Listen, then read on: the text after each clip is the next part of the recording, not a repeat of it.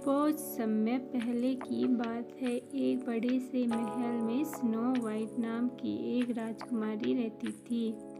सभी जानवर snow white से बहुत ही प्रेम करते थे। वह बहुत ही दयालु और मददगार थी।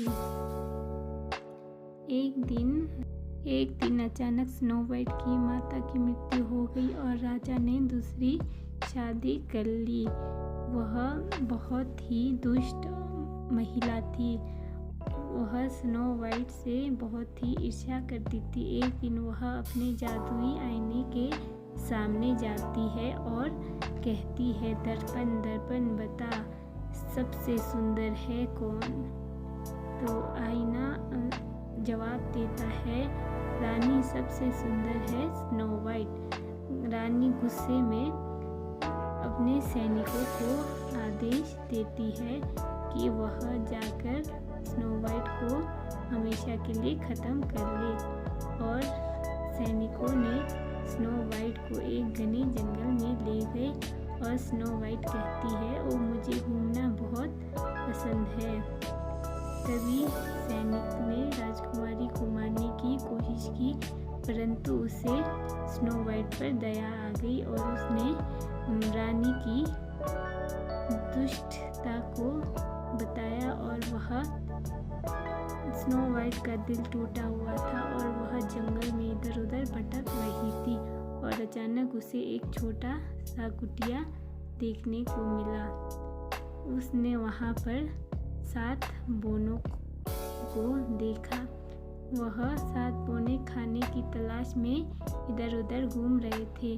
स्नो वाइट ने जब वह घर देखा तो वह उथल पुथल हुआ था और उसने सभी बोनों के लिए खाना भी पकाया और सभी बोने ही तुरंत ही घर वापस आ गए और स्नो वाइट से कहने लगे कि तुम यहाँ कैसे आ गई? तो स्नो वाइट ने अपनी कहानी सारी बता दी और बोनों ने स्नो वाइट को अपने घर में रहने दिया और वे सभी खुशी खुशी नाचने और गाने लगे और स्नो वाइट को नए दोस्त भी मिल गए थे। फिर एक दिन महारानी फिर से अपने आईने से पूछती है कि दर्पण दर्पण बता, सबसे सुंदर है कौन?